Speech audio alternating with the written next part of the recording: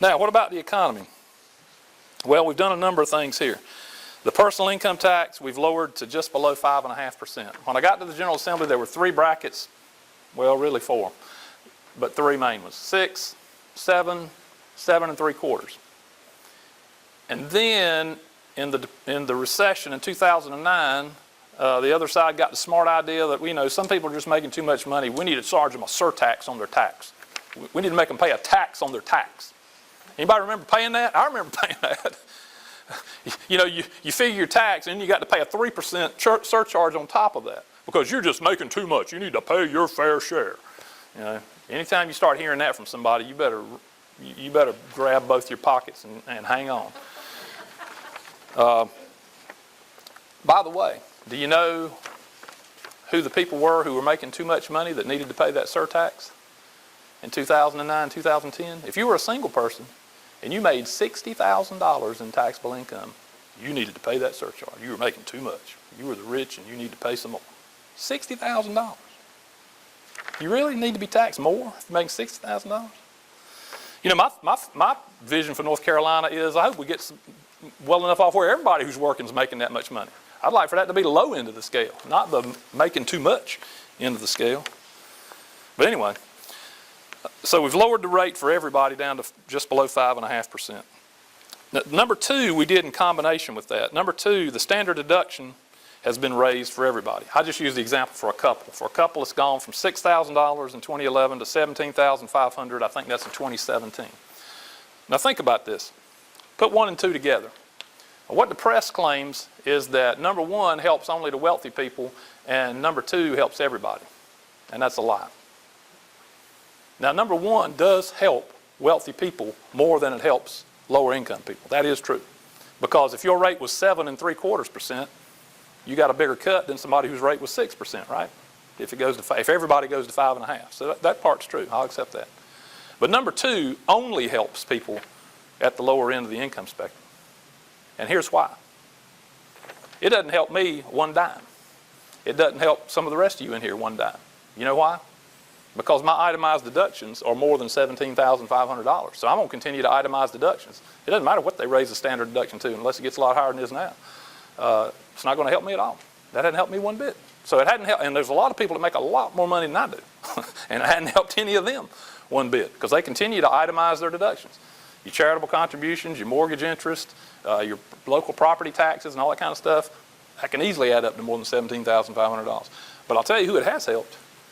It's helped the people at the bottom immensely. Suppose you're a couple making $20,000. I think we'd all agree that's pretty near the bottom of the income spectrum, right? If you're a couple trying to live off $20,000. All right, you used to get $6,000 exempted. Okay, I know there's at least 1 or 2 other people here that can do mental math. I used to be a high school math teacher, so I apologize. Math's just my thing. That's why I'm in finance, I guess. So you're being taxed on $14,000, right? You're paying a 6% tax because that was the lowest rate we had. Anybody else doing the mental math besides me? 6% of $14,000 is $840, right? That's what you're paying in taxes a year, $840. Now, suppose you get $17,500 of that $20,000 exempted.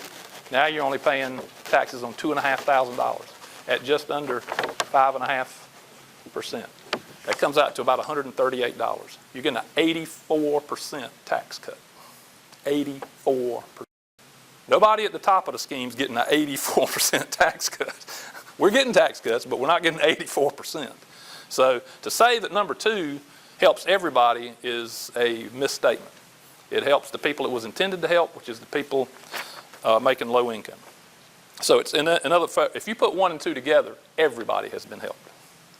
Number 3, we broadened the state sales tax, and that's received a lot of consternation and a lot of coverage. You do have to pay sales taxes on some services now that you didn't used to have to pay. That's true. But the first thing we did with sales tax, which people seem to have forgotten, is in 2011 we knocked the rate down 17% from 5 3/4 to 4 3/4. One other thing that our wonderful previous General Assembly did during the recession was raise your sales taxes. They raised it from 4.75 to 5.75. Said it was temporary, but then when we got in 2011, said, okay, we're going to make you keep your promise and do away with it and make it temporary. Oh, the state can't live. You know, the sky's falling. The economy's, everything's going to fall. Well, no, you said it was going to be temporary. We're going to make you keep your word. It's going to be temporary, and we're going to do away with it. So we cut it back to where it had been before. Number 4, the corporate income tax rate we lowered. It was 6.9% when I got in the General Assembly in 2011, which was the highest in the Southeast.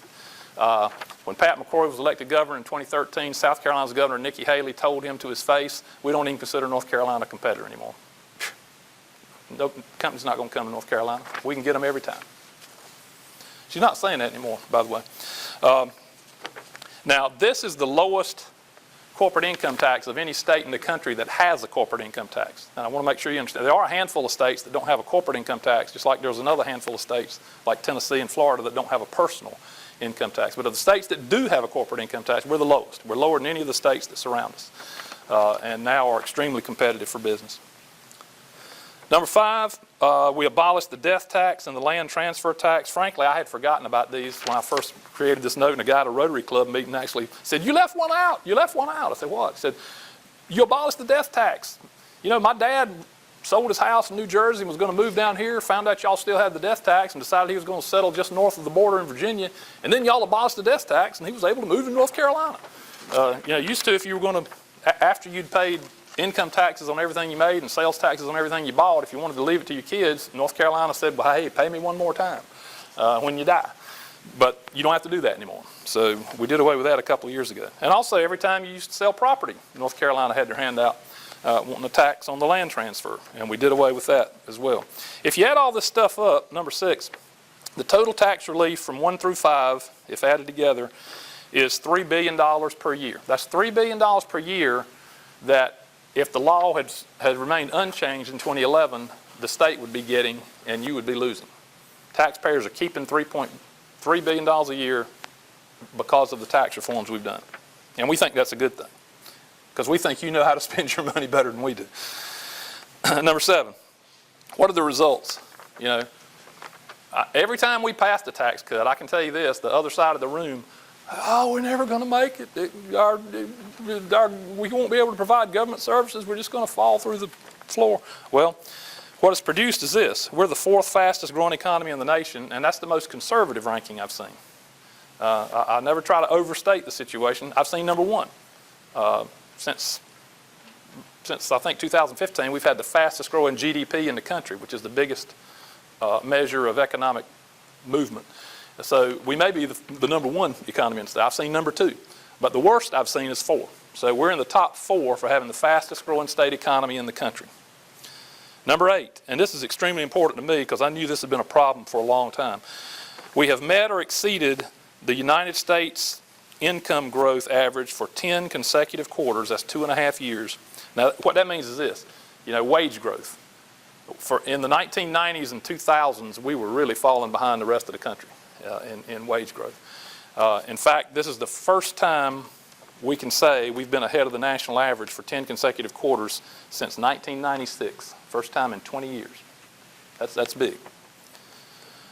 You've heard this, I'm sure, because Pat loves to tell about this on his commercials, and it's true. Since 2013, 300,000 new jobs have been created in North Carolina. They have not been created by any state or local government. They have been created by job creators. All we can do as a government is create an environment in which job creators are free to create jobs.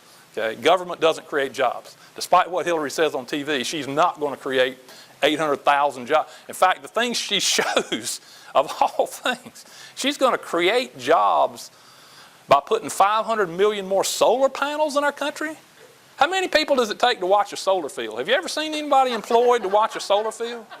I mean, I'm thinking, Hillary, do you really think people are this stupid?